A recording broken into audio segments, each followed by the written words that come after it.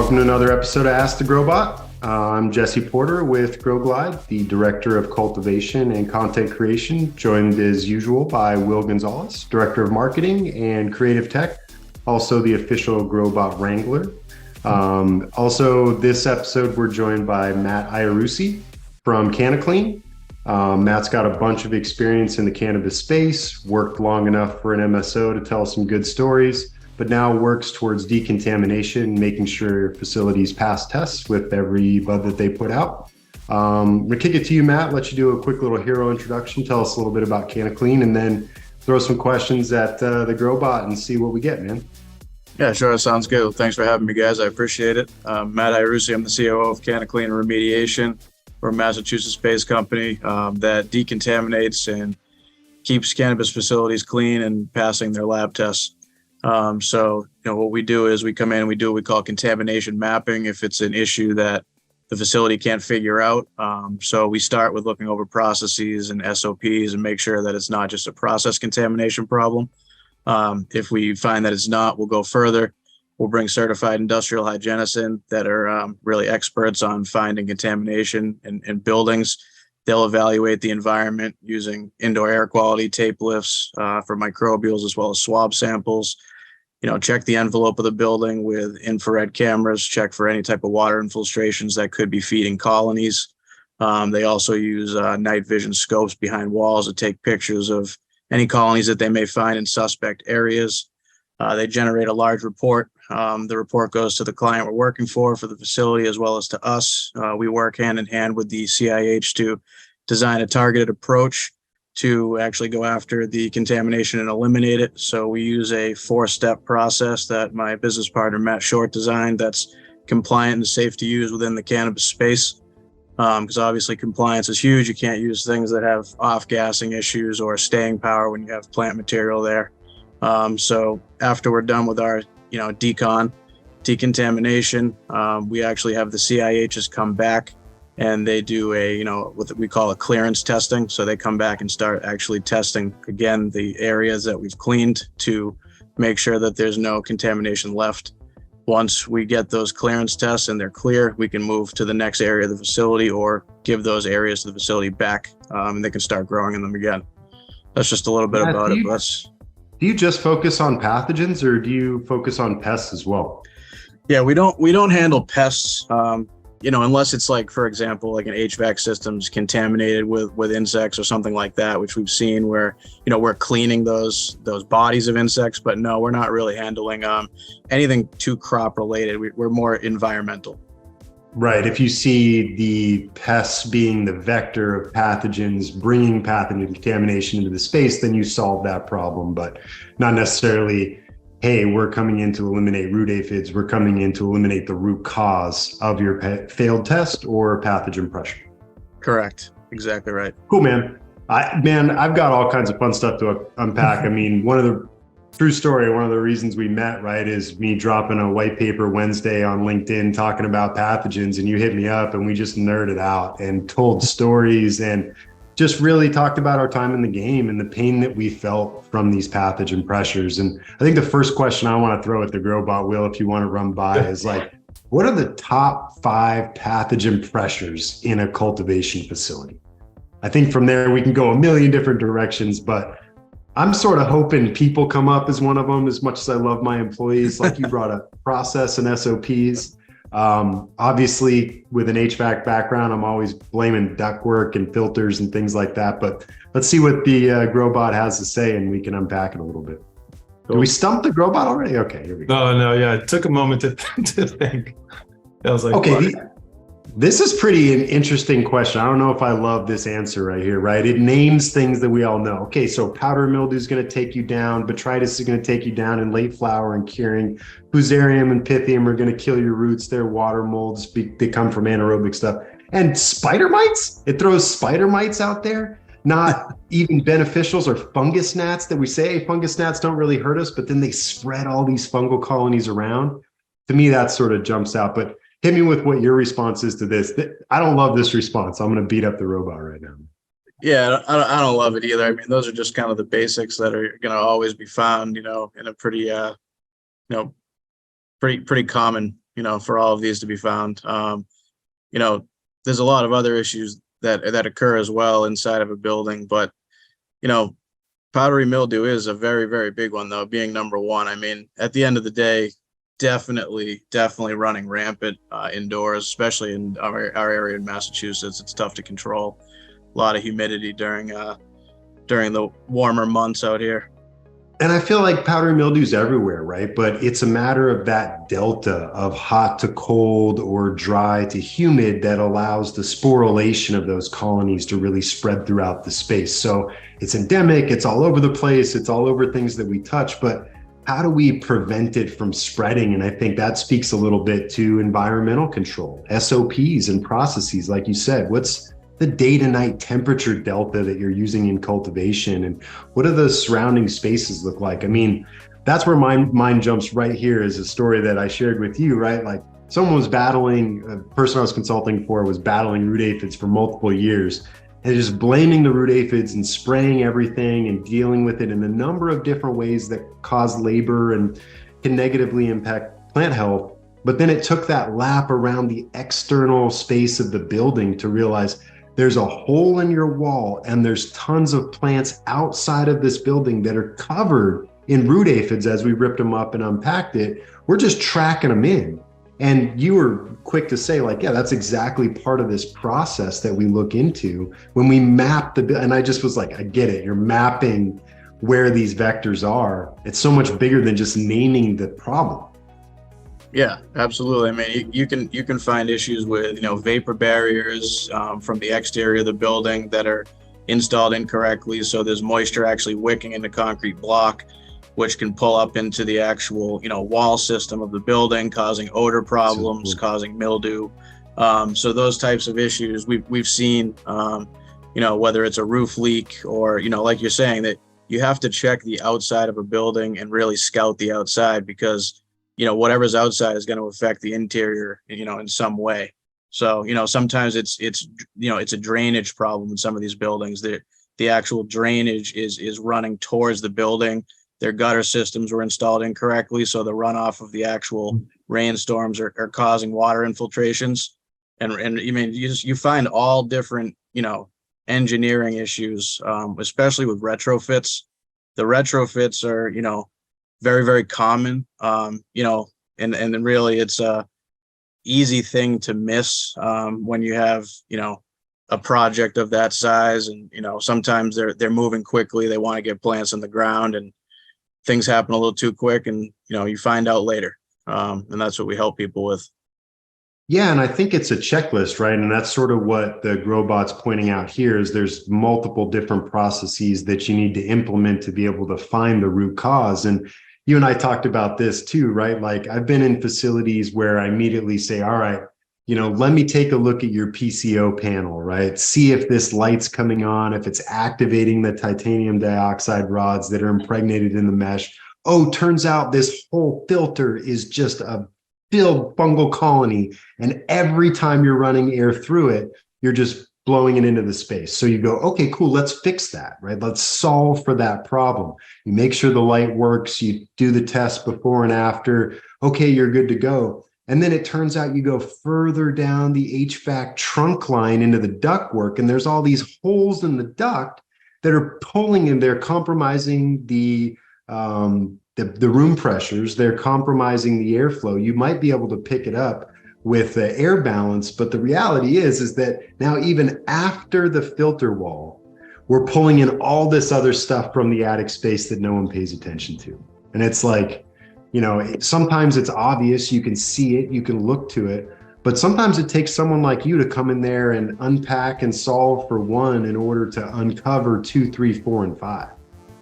Yep, definitely. And, as a cultivator too, I think one of the things I said to you is, you learn from trusting your maintenance crew. Sometimes you have to get up on a ladder yourself, move some tables out of the way, open up those AHUs, stick your head in and really see what's going on. Because the odor, I've seen stuff that, people wondering, where's that odor coming from? It's like, well, like you just said, like your UVC bank or your, PCO bank is actually colonized due to water infiltrations, due to insulation in the front of the unit not being correct.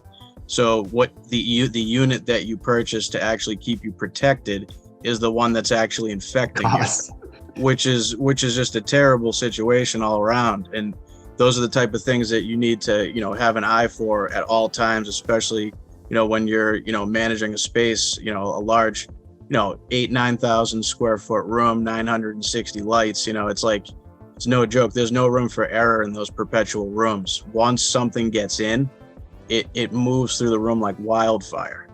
So that's really, depending on your limitations, what's in your toolbox in your state that you can use to battle some of these issues that you'll find on the crop. Sometimes Massachusetts, you can't really use anything. I mean, it's a very benign pesticide state. Everything's very, very low impact, which, I don't like pesticides personally. I prefer to control the environment, so you don't need to go so heavy with those. That's, always been kind of a method of mine personally. Yeah, and I think it speaks a ton to number 5 on here, right? Integrated pest management. Sure. At this point, it's so common knowledge to any cultivator that you need to have an IPM plan that we almost don't think about it. You brought up a term to me that I love that I'm going to utilize more in my life, right?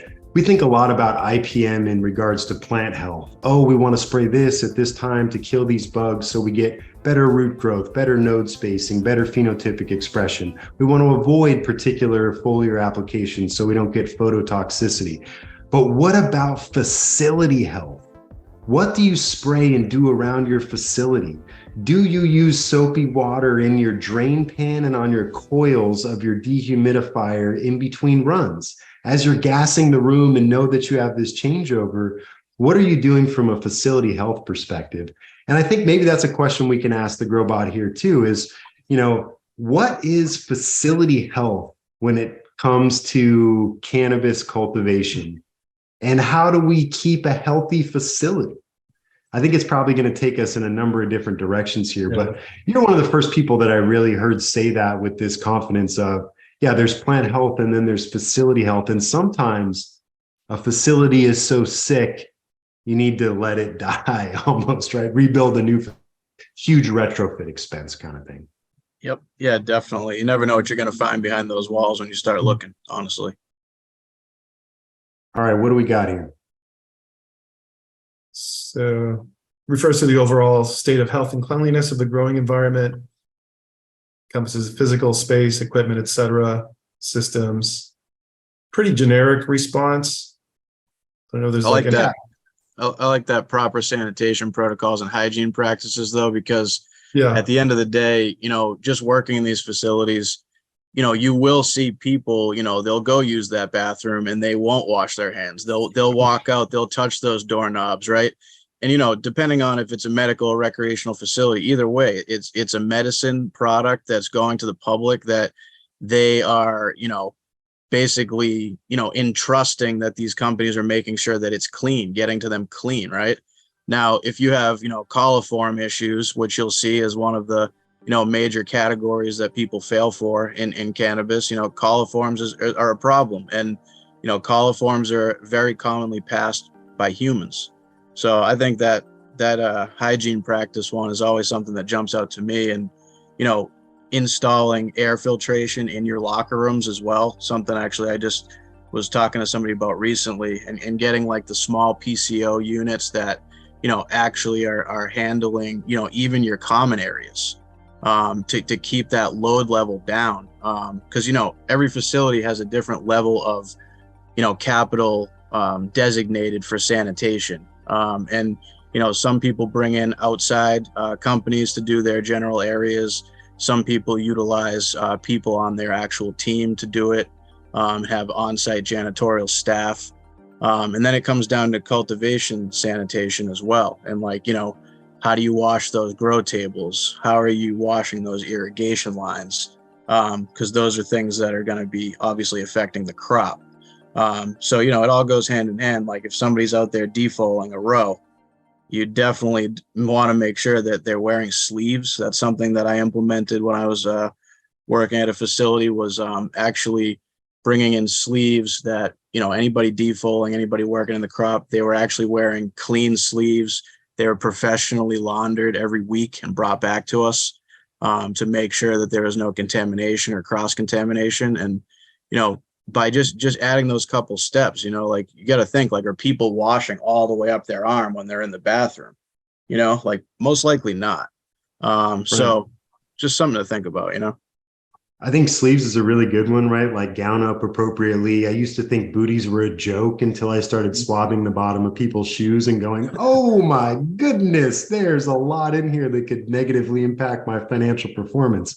And then you bring up default, right? Like people's hands, skin flaking all over the place, beards, hair. I mean, we're talking about stuff flaking off all over the place. What are we talking about in Oregon right now, right? Everyone's freaking out with aspergillus. Yeah. It's a big thing. I from a hot take real quick, like, what do you think about that, man? Like, it seems like there's a disconnect between what's happening on the back end of the sausage machine, what's happening on the front end, and then SOPs. I mean, you spoke to that a little bit. I'd love to unpack that a little bit more with you. I know Oregon farmers are like, oh, you're killing me.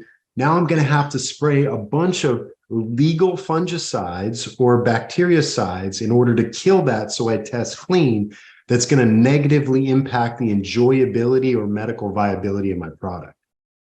Yeah, it's a tough situation over there, because what I understand is it's a pass-fail situation. So, there's no actual regulatory limit like 1,000 CFUs or under, or, like a BTGN limit. This is just like straight up you pass or fail. And it's taken a lot of product off the market. And I think these secret shopper programs that have been going in, whether it's for THC inflation regulation or, micro evaluations to see what's actually hot on the shelves, I think it's important, and it's starting to open the eyes of, some of the regulatory bodies, but, it's also going to help alleviate, some of the poor practices like irradiating your test sample, but not actually cleaning the rest of the batch. So, you'll be passing your test sample and you have another 15, 20 pounds in a batch that's getting to market that's actually hot because, you're using that method to skate by. So it's going to help regulate things like that. Aspergillus is very dangerous for people with compromised immune systems. It can give you a really bad, as far as I understand, like a fungal lung infection. It has aflatoxins that's involved as well. So those mycotoxins that are created by that species, or there's a few different species of Aspergillus, but as far as I understand, they're all dangerous. And the West Coast definitely usually sets the standards for what they think is dangerous. They've been in the game a lot longer. I'm an East Coaster, and we always look to the West Coast for inspiration and also just knowledge. And at the end of the day, usually they're making good decisions to keep the consumer safe, and I think that's going to continue. And it'll end up going across America and hit the East Coast, and we might have a pass-fail Aspergillus rating on COAs as well. Like currently, we don't. It's Aspergillus is not tested for in Massachusetts, but if it was on the flower, it will pop in the total yeast and malt count. It's just not speciated and enumerated separately. And the aflatoxins that it creates are tested for in Massachusetts. This episode is brought to you by Canna Klean Remediation. Sick environments can happen to even the cleanest state-of-the-art facilities, but Canna Klean uses scientific methods to map the contamination and locate the areas inside the facility that are housing pathogens. Then they utilize cannabis-compliant methods and chemistries to safely decontaminate cultivation facilities with minimal interruption to staff and production. Stop failing lab tests. Reach out to Canna Klean Remediation at cannaclean.com. So I think the way they were thinking about it was, if the aflatoxin's there, that's the most dangerous situation. So let's test for those. And if those pop, then obviously the product has Aspergillus. That's the way I understand it. I'm not a microbiologist, but that's the way I look at it. Yeah, I think I almost want to take a step back and ask the GrowBot about CEA facility mapping for pathogens. Because when I think about Aspergillus, I think about the cleanliness of the trimmers that I'm using in the trim space. I think about when I was never a big tour guy. I'm like, dude, you're not coming to my facility for a tour, people are pests. You can breathe in, but you can't breathe out, right? Like, don't breathe in my facility because you're just going to bring a bunch of bacteria and fungus to the party. And I think that, some of the things that you and I have talked about are like, how do you really get to the root cause? How do you address it in a way that makes sense from a cultivation facility, right? You can't just say, hey, we're going to grow in a clean room. Like, that's sort of unrealistic. How do we manage these pressures so they don't negatively impact our financial bottom line? And to me, this seems like the GrowBot doesn't have a great view. We're talking about some things, but I'd love to hear your take on this. I know that your mapping and assessments and process analyses seem very in-depth, much more in-depth than others that I've spoken to. Yeah, I mean, like you were saying, that the key is making sure all of those tools on the day-to-day are cleaned correctly. Obviously, anything that's going to be in direct contact with product is obviously needs to be a heavy focus. And something that we see a lot of is, incorrect sanitation practices being used, or ISO is a huge one. And, don't get me wrong, 70% ISO, does it clean? Yes, it can clean and it can kill some things. But the problem is a lot of people think like, oh, I'm going to use the 91, which has a faster evaporation rate. And, with that extra moisture in the 70 actually keeps it on the surface longer. So it gives a little bit added contact time. So if people are going to use things like ISO, use if you're trying to get the resin off of it, first you can use something stronger. But when you go to actually do like your sanitation practice side of it would be to use the lower. And something that always sticks with me is one of my old managers that I worked with said ACBD, always clean before disinfecting, and it really like stuck with me. And it's just works for anything, whether it's irrigation lines, you're using an acid cleaner first to break down the biofilms, get that low pH going, and really break into that matrix, rinse it out, and then charge that with your your Sanidate or your sanitizer, and do that treatment after you do the cleaning part of it. A lot of guys I see are just running just a sanitizer, and you're like, well, you're not breaking up that biofilm. So it comes down to really like just the extra level of sanitation practices in that building, and really everybody working together, but also a heavy level of education, because an educated employee, especially cultivation employee, is going to be worth their weight in gold if they're getting that entire batch to market, because you taught them how to stay super clean, and you also taught them the areas in the facility that are the hottest. For example, a big one I always see is somebody's out there working on the crop, whether it's a lollipop action or defold or leaf strip at the end, and they're talking to somebody and they're forgetting, and then they're leaning on the table with their gloved hand, not changing their glove and going right back in. Yeah, the cell phone, super culprit as well. I mean, you got to think, people, like, when's the last time somebody's like cleaned their cell phone? Like, I do it because I'm kind of a clean freak at this point. So like, I try to keep it at a certain level of baseline with bacteria.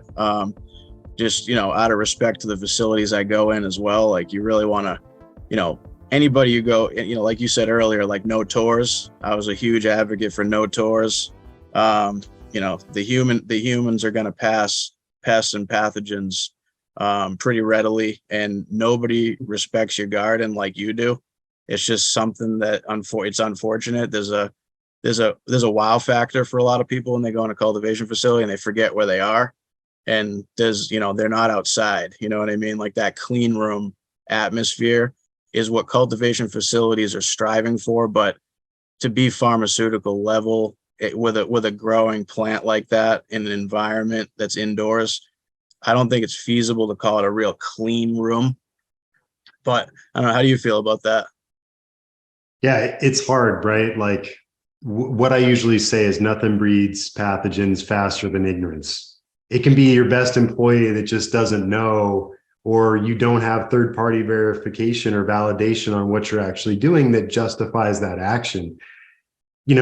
I love the idea of a decontamination zone and these clean spaces, but it's a maze. And each, I feel like a hallway has a different pressure, then a mop sink has a different pressure, than a bathroom, then a flower space, then a veg space that's held at different environmental conditions. And we haven't even talked about curing yet. And something that jumped to me, like I see here entrances and exits to a facility, that's obvious. But the entrances and exits from room to room, you mentioned something to me that I just laughed about. Like, I'll go in, I'll clean the line sets out, I'll gas the room, I wipe down the walls, I hit my fixtures, I hit my fan guards, I go in there and I spray my my coils, I got everything clean, right? But what did I forget? I forgot that wall right inside the entryway. And like you said, we go to harvest, I hack all this grape bud down, I hang it, or I'm pushing it out on a plant, and I'm whacking into that structure on the way out, right? People are coming in, high-fiving that thing on a good day's work. They're banging all kinds of stuff to it. And I take it straight from there right into curing. And, maybe it's environmental conditions in curing that are inappropriate that lead to botrytis and fungal growth. But I'm looking back and I'm saying, man, I had a really healthy veg. I got healthy moms. I had a great flower. And I got my curing space on lock with airflow and temperature and humidity control. What the heck happened? When did I pick this up? And it might have just been that boom, boom, boom, boom, boom, where I hit the roof or I hit the right above the doorway on the way exiting into the hallway. And to me, I was like, that's just another thing, again, ignorance, right? And it's no one's fault except the person that didn't teach them correctly or put the right SOP in place. Yep, absolutely. And just to, piggyback on that too, because you were talking about the push carts, a lot of facilities use them. They're on wheels, easy to move, right? So depending on which way you're going, I always call it like an upstream or downstream situation, because GMP is another issue, like, the actual good manufacturing practices and the product flow in a building is not always well thought out. So sometimes you're going to your grow room, which is, downstream, I'll call it, and you're going back upstream, by areas where you wash things. Bacteria could be aerosolized in the air. You're walking back there to get to your dry cure rooms, and you're also picking things up on the wheels of those racks as you're moving. And those racks are going to go into your dry cure room with all of those petri dishes, which I call, buds, because they're all just gigantic petri dishes until they're dry at that point, because they're going to collect things very easily. And things will perpetuate themselves on it at that point due to the moisture levels. And, you have dirty wheels that you're bringing in, if you have 40, 50 racks, times 4 wheels that are filthy because your floor that you're pushing it over was dirty. Now you brought out all those pathogens now are in play in your environment. Some people use floor fans that are blowing directly at these wheels. So something to think about is, you might be thinking you're getting this awesome dry going because you got this whipping effect in your room with the floor fans and the ceiling fans and your HVAC, but you're actually whipping bacteria completely in a circle all over your brand new harvest, in a circle. And it's just wet bud that's moving moisture away and you're struggling to control it, and you're just throwing all this bacteria at it. Oh man, airflow is your best friend until it's your worst enemy, right? It's like a light switch, man. Definitely. Oh, great answer, dude. I think you've seen a ton of facilities, right? I know you've been in, thousands and thousands of canopies, sort of like I have, and each one's a little bit different. I'm curious, like, let's ask the GrowBot this too. What do you think are like the top 5 pieces of advice you would give from a process perspective to protect yourself against pathogen exposure or a pathogen explosion or pathogen pressures? I'm not trying to give away your job or your secret sauce, but if we could sprinkle a little breadcrumbs on that of like, hey man, like if you're not woke to these couple of things, you probably got way bigger problems that you don't even understand. Definitely. Pathogens and abilities. There we go. So the top 5 pieces of advice you would give to cultivators to protect themselves from pathogens in their grow facilities. Let's see what we got. Clean your floor drains. Clean your floor drains, man. Or appropriate PPE. Good hygiene, that's a big point, Matt, you made. IPM, monitor and test, sanitation protocol. I think it's that monitor one is huge. The monitoring is, the problem is there's two different approaches. It's a reactive approach or a proactive approach. And when it's a reactive approach, it costs you a lot more money. I've seen it.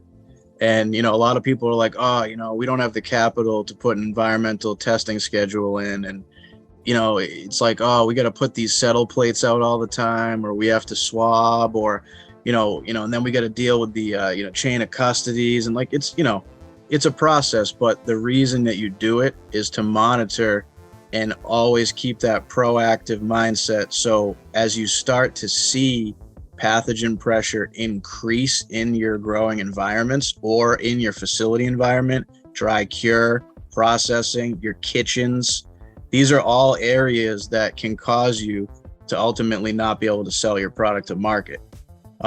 Or have to resort to different methods to do so, like remediation technologies or whatever it may be, which is, something that really jumped out at me when I talked to you, Jesse, was, we spoke about, the remediation technologies. And I always tell people that I'm staying neutral on it. I'm not for it. I'm not against it. I'm just in the middle of it because I'm here to get to the source of it so people don't have to continuously use those. But when we talk, something that really jumped out at me was you said like it's a situation where you need to pay your employees that period, and it's a difference of like, okay, either I use this service or this machine to make sure that I can get my product to market. As long as you're explaining to the people buying it that it has had that process done to it, then it's on the conscience of the facility doing it, but hopefully they're doing that to get to the next step so they can pay for a service to come in and actually clean it up for them and actually fix the issue. So it's more of a means to an end situation than like, okay, we don't need to clean ever. We don't need to keep our facility clean. We don't need to worry about it. We're just going to buy this machine and keep it in the back. And like, we'll just run all of our product through it. No big deal. But it's like, they're not really made to like skate by what you should be doing with the crop and what you should be doing for sanitation practices. And the regular monitoring, I think, is that's definitely the best one that the chatbot came up with on there, because that's the thing I see a lot of people, they don't do. They're like, it's an oh crap moment. We have a problem. Okay, now we have to call an environmental company to come in, take indoor air quality samples, swabs, microbial tape lifts, and then, give us a report. And then it's like, okay, we have this report. Like, what do we do now? This report, now what? Like, how do you decon it? And that's where, we come in and really help people figure that out, to make sure that, sometimes you have to put areas under containment. So we build specialty containments with HEPA filtration. So if there's one grow room in the facility that needs to be decontaminated, but you have 5 other grow rooms running and you need those running for revenue, so we can actually completely compartmentalize the one that's having issues, and it won't affect the other while we do our work and while we do our decon. So I think that's a really cool element, man. Like, that's definitely something that I haven't heard a lot about, where you get to stay in operation. And yeah, to speak to that, right? Like, you got to do what you got to do. It's not like we're spraying eagle and lying about it anymore. And I think that brings me to number 5 on the last one. If you could scoop back up, Will, like, yep, there we go. Develop a comprehensive sanitation protocol, right? At GrowGlide, we sell racks, but we also have a 1-inch slope in our drains to make sure that we're not getting pooling of the water. So we're not getting anaerobic water molds. We bring in augmented airflow to make sure that we're getting full air exchanges and not dead air spaces, so we can increase that productivity. But it's been a challenge historically to transition from legacy to commercial cultivation and understand which tools are available and how to utilize those tools. And frankly, I've seen this, and maybe you have too, I won't put you on the spot, where you have a cultivator that genuinely knows what they're doing, and they work with a team to develop a comprehensive sanitation protocol. Here's the process, here's how we gown up, and here's how we make sure we limit the pest pressures. And then one of the owners or the CFO or the CEO rolls in with the homies. And yeah, they sign in and they get a badge, but they're coming from the bar. They're not gowning up. They're not playing the same game. They live above the world that we live in. They don't feel the sting of the pressure. They don't understand what's going to need to be applied afterwards. And they don't necessarily know. Maybe they come from outside of cannabis and they're just the money guy, right? And they walk through their friends. And this is a real story. I've seen people just walk through, la-di-da, open this door, go wherever. Okay, now let's go take a look at the weed that my team grows. You open up the bins, you pull up some weed, you handle it, you smash it, you smell, you pop in a... This episode is brought to you by GrowDex, GrowGlide's patented catwalk system. When it comes to multi-tier cannabis cultivation, you gotta get up to get down. And when you get high, you have to be safe. You can quickly lock GrowDecks into place, add up to 300 pounds of labor per deck, and mount them at convenient heights that improve workflow and save the backs of your employees. You can even use 2 decks side by side for double the working space, which comes in handy when you pull massive harvests. Lightweight and purpose-built GrowDecks by GrowGlide help you work smarter, not harder. It's a petri dish now. And now it sits there because it still needs to be processed, track and trace. It needs to go through X, Y, and Z. And by the time it actually gets tested, it's failed. And that's a really painful experience that now more and more CEOs have experienced, but I still to this day have seen it where the rules don't apply. So it is about developing a program, but it's also about enforcing that program and making sure every single person that comes through the facility adheres to it, whether they're a vendor or an employee or an owner. Yeah, no, I agree. I've definitely seen situations like that as well, and it's pretty common. And people don't understand, like, when the growers are over there cringing, watching everybody just walk up and down these rows, and everybody's like, "Oh my God, man, we gotta worry about passing testing. This is, we got 200 pounds here. We have to worry about, and that needs to get to market. Whatever it may be. Whatever your harvest schedule is. Every harvest counts right now for these cultivators, especially in this market. I mean, even in the East Coast, the competition's getting tighter and tighter. The price point is plummeting, and really, every gram counts. And when you have, if you have less than an 85 to 90%, passing rate with your COAs, you're just going to start hurting. And especially if you're not vertically integrated and you're just wholesaling, whatever, flour and pre-rolls or just flour, there's no way for you to extract and actually, get back any of that income, because even extraction materials, it's rock bottom pricing right now out here. You're not really, people entering the market right now are not ready for what's to come with, the price compression. So they need to make sure that they're getting every dollar out the door. And that means you have to keep that environment incredibly clean.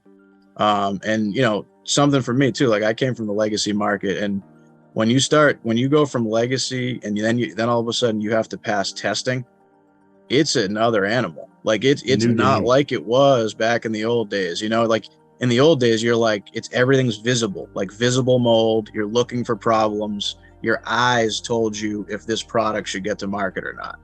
Now, because your eyes are what sold it, right? The other guy's eyes, your eyes, whoever was buying it, it's the eyes and their nose.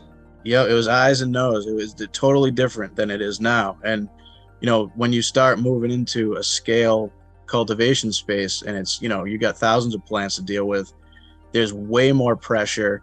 You have a bunch of different inputs you're dealing with, just even cocoa. Like we'll go into that for a second. Like, ordering cocoa, right? Cocoa is a really, vast media that there's many companies that import it. And there's only so many places it actually comes from in the world, right? But it's all about the treatment and the sterilization process that it goes through, as well as the rinsing process. So you got to really know your vendors, and you got to really build a good partnership with a vendor you trust that's doing batch testing and really paying close attention to, what their inputs are and how they're treated. Because if you get a contaminated batch of media, there's systemic issues. There's different strains like penicillium strains that will, it's endophytic. It'll get pulled up from your root zone and actually colonize the plant. Now you're going to start failing for this penicillium mold, and it can become a rampant issue that will go across your entire facility, because you bought a bad batch of soil or you bought a bad batch of cocoa. And that's something that's, you know, it's a tough situation. It's always a roll of the dice, but that's why, you know, working with vendors that actually are paying attention to their inputs and doing their own testing and doing the service to their clients, showing that they care about making sure that what they're selling you isn't going to hurt your bottom line. That's something I always really hit home with people when I talk about contamination mapping, because testing inputs are part of contamination mapping. I love it. I think it speaks volumes to number 3 here that the GrowBot brought up, right? Implement appropriate sampling protocols.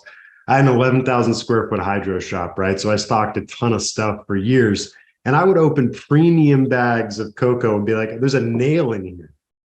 You know, you would just find weird stuff in the bag. And it made me realize that the sampling protocols are about everything, right? I almost feel like it's about plant tissue sampling. It's about nutrient sampling. It's about taking tests from around your facility, and it's about employee sampling, putting people on the spot and making sure they know the protocols and the SOPs. So you can hold yourself accountable for retraining or reevaluating or putting new steps in place that make sure that you're consistently achieving the goals that you want. Hey, look, it's right there. Environmental monitoring. That's a big one, right? Yeah. When you're out of spec is going to lead you to conditions that you can grow molds and mildews.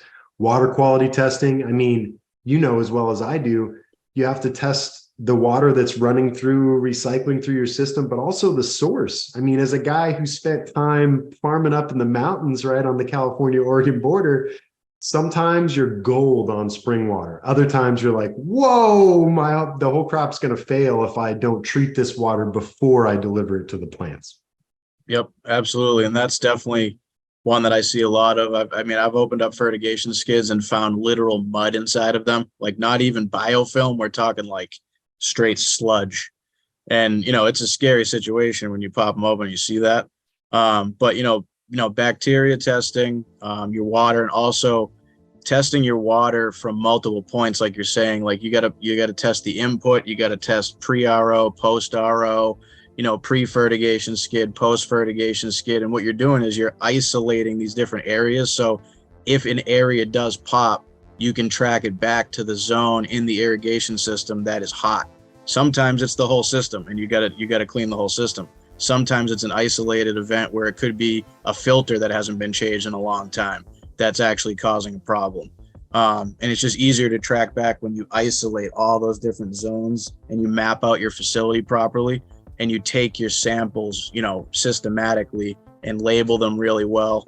And then you can really, you know, look at what's going on. I mean, Massachusetts, the compliance laws state that you need to test your water a couple times a year. And I think it's quarterly. And when you do that, you need to come up with a plan of action if your lines test hot for, say, coliforms or aerobic bacteria. There's a limit you're allowed to be at. If you're over the limit, you have to state, you know, to the state regulators how you're going to attack that problem and fix it so you'll test clean. So it's really, you know, water is very important. I mean, that's your plants, that's what your plants are drinking. And nutrients feed biofilms. So if you're not really paying attention to your line health and you don't, you know, you're going way too long in between line cleanings, these biofilms accumulate, they cause issues, and really they're very hard to get rid of. And I always recommend, like, I like ozone treatments in the water systems. If you're running a hydroponic system, you know, running like an 850 ORP and keeping, you know, if you have a fresh water tank, keeping that loop constantly going, keeping that water ozonated, making sure you get a handheld ORP meter to go downstream and test what's coming out of the drippers at like your furthest plant in the building, make sure that you're getting efficacy.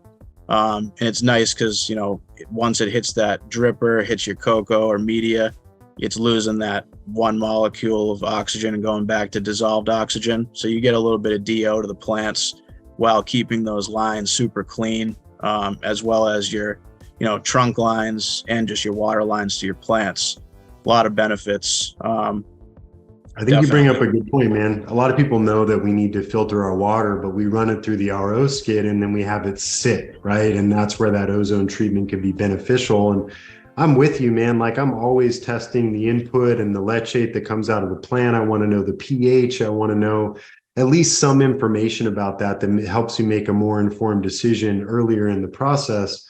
And I think a lot of the misunderstandings of this water management system has sort of led to the rise of nanobubbles. I'd love for you to talk about that, man. Like I talked to several people, Peter Applegate from Earthwise or Jason Alexander from Moliere, and people provide some really good information on what numbers we should be hitting. And maybe I'll have one of them on as a guest to dive into nanobubbles specifically. But I think sometimes, again, ignorance leads to pathogens, but we can spend money on solutions that help us sort of make sure that we're not dealing with those pressures quite the same way. And I've seen that quite a bit, people embracing this higher oxygenated waterline system to prevent water molds. And I'm curious on your take on that. I mean, I'm curious about nanobubbles, but I'm also really curious about the cost of this, right? We've talked about a couple of things here. There's independently testing within your own resources, getting the right tools and management testing. And then how often should I be bringing someone like you or Canna Klean into my facility? Is it a yearly investment that I should pencil in? Is it more than that I should say, hey, Matt, I just want you to come out and give me the thumbs up, thumbs down, or thumbs sideways of, hey, watch some of this stuff before it gets too far gone? Yeah, I mean, it's all situational based on the facility layout, right? So if it's a large format situation where they have perpetual flower rooms and they never have the ability to break them down fully and clean them, other than the rows they're removing and replacing for harvest and replenishment, really we like to recommend at least quarterly HEPA vacuuming with ULPA filtration. We'll come in, HEPA vacuum, ceilings, walls, floors, all of the spaces in that room, keeping the microbial load down. We can do foggings as well. There are things that we can fog in the rooms with plants in play that will not hurt them whatsoever. There's keeping up with the maintenance in a room like that is very, very important, because you can't use, chlorine dioxide in there. You can't use, these different methods that people with pod systems or smaller grow rooms, compartmentalized systems can use. So we always recommend that like more cleanings and deep cleanings per year is going to keep that load level down and going to keep your space clean. Beyond that, we also recommend like filtration units or PCO units. Everybody should have something inside their HVAC systems to control microbials, fungus, molds, whatever it may be that's passing through. MERV rated filters, 13 or higher for intakes is down what to I one always... micron, right? Get it down to one micron. Otherwise, why? Yeah, exactly. Like you got to at least go to 13 because it's worth the extra money and it's going to keep you more protected. I mean, that filter is, you're recycling the air of that room. So the air is literally always continuously passing through those filters, going through your, PCO unit, and then getting spit right back out over your crop. So why wouldn't you want it to be as clean as possible to reduce any possibility, right? And then I think people hear that, right? And they hear us talk about this, like, yeah, I'm totally with you. Well, let me go to a MERV 15 or a HEPA. And then you think, okay, I'm with you on contaminants not passing through, but what does that do to our CFM? Now, are we not able to create enough airflow through this system as a whole? Do we lose dehumidification capacity? Do we lose convective cooling? Do we lose sensible load control? Like all these other things can impact that then lead to the rise of powdery mildew again, back to environmental controls versus having to spray. So I think sometimes it's a balance. And again, that's where someone like Canna Klean or yourself come into play, where it's like, hey, let's talk this through. Let's talk about a cost benefit analysis. Let's talk about living with these pathogens and how we keep them under control. Yeah, because really it's about keeping things, at a baseline level. There's always going to be a level of contaminants in the environment, but it's about, coming up with a strategy that's going to keep it as low as possible. when industrial hygienists come in to take, baseline evaluations of a building, the first thing they do is they take an evaluation of the exterior air of that building, because they want to know what's actually happening outside to use as a baseline. Because outside, depending on the area you live in, it's probably around 650 to 850 CFUs of, yeast and mold in the air consistently, just in the environment outside. So they use that as a baseline. So coming inside, you got to remember, we have living organisms in these rooms. We have cocoa coir that's infused with fungal cultures. We have biochar infused with life. We have all of these different attributes, and we're multiplying that by the thousands, like these grow bags or whatever it is you're growing in, blocks, anything. It's multiplied by the thousands, and when you're using rock wool, you have multiple petri dishes in that room. Like, we've all seen the craziest, most gnarly stuff growing on top of rock wool before. It's just the way it is, and I'm not bashing rock wool growing. I mean, beautiful flower comes out of it. I'm just saying, like, people aren't stop at algae. Yeah, no, it does not. I've seen pink slime. I've seen the craziest stuff on them, and it cultures things on there, and that's why I always recommend caps. Like, that little extra dough that you pay for the caps actually go a long way to keep your environment clean and your plants safe. And back to nanobubbles, man. Like, some of the issues with rock wool is that, like, it holds all this water, right? But if we can balance out the air to water ratio, which is one of the best things about cocoa, is that air to water balance, like, then we won't grow molds and algae. But I took us on a little bit of a weird train there, man. I'm curious. All right. Is there any questions that you wanted to ask the GrowBot? Throw it this AI system from compliance or whatever issues that you want to tackle with it relative to your expertise, brother. Let's say, ask it. What's the safest cleaning chemical to use around a cannabis crop? Gotcha. You think most people are thinking periacetic acid and sanidate and H2O2. That's a big one too. Sure. It's funny too, because then we talk about all these filtration methodologies. We mentioned UVC banks and PCOs and radical oxidative species. There's so many different things, again, to talk through with someone that truly understands the impact of the plant, the impact of the pathogens, and the compliance aspects.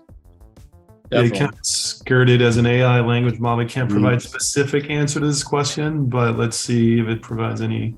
That's good. Yeah, the citric acid based. Yeah, there we go. Some examples.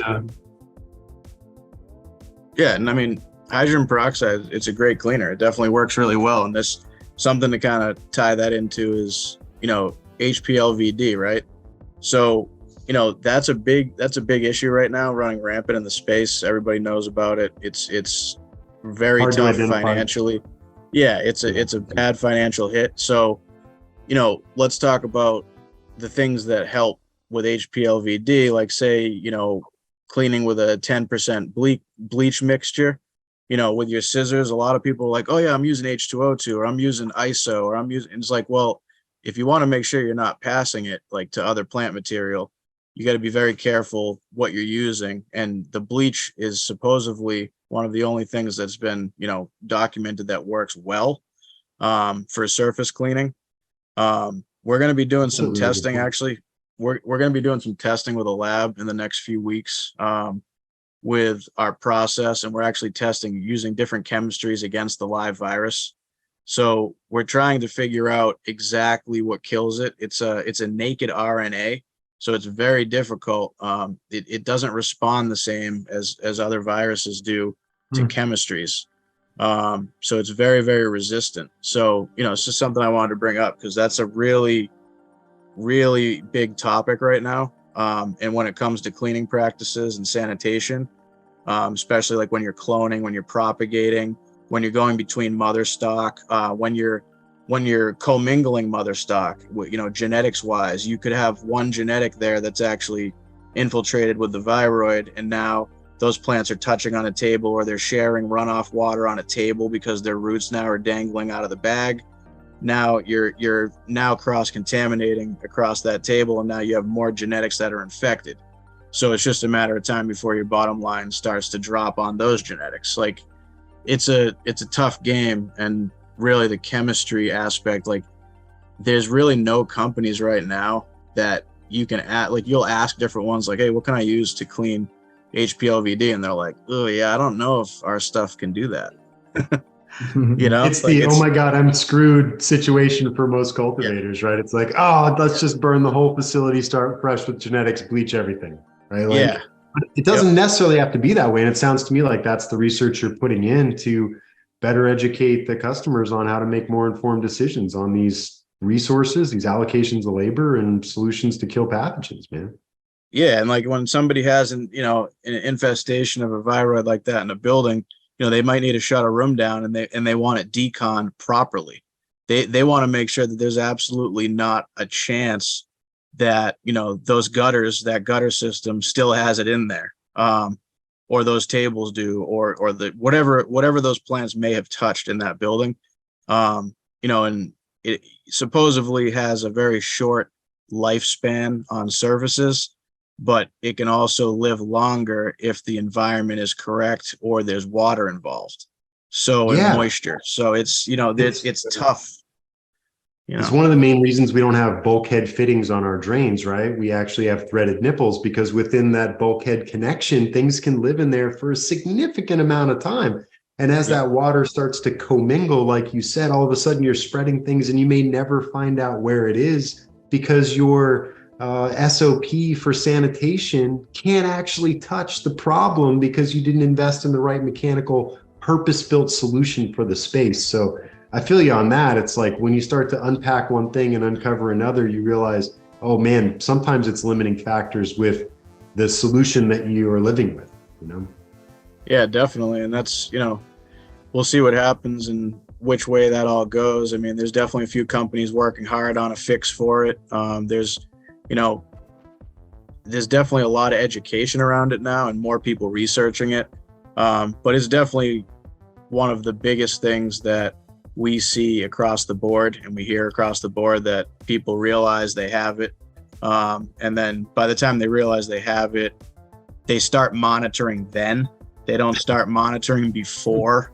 So I always say, like, that ounce of prevention is worth a pound of cure statement, that old phrase from years ago, is very, very true. And people should kind of listen to that. And I know it costs a little extra money to monitor your facility, but by monitoring it and putting that little extra capital in, you're going to save yourself a lot of money on the long run, because all those batches are going to continue to get to your customer base. They're not going to sit in the back, wait for extraction. They're not going to wait for, a rental for a remediation machine to get there so you can get it to market. You don't have to worry about that. That's what environmental monitoring and monitoring your crop, like you were saying earlier, like taking tissue samples and, sampling your crop, knowing what's going on at all times. All of this stuff is worth it. I love it. Matt, I think we're coming up on the hour, man. There's some great stuff in there. I appreciate you sharing. Obviously, this episode was rich in understanding pathogens and how to address those pressures.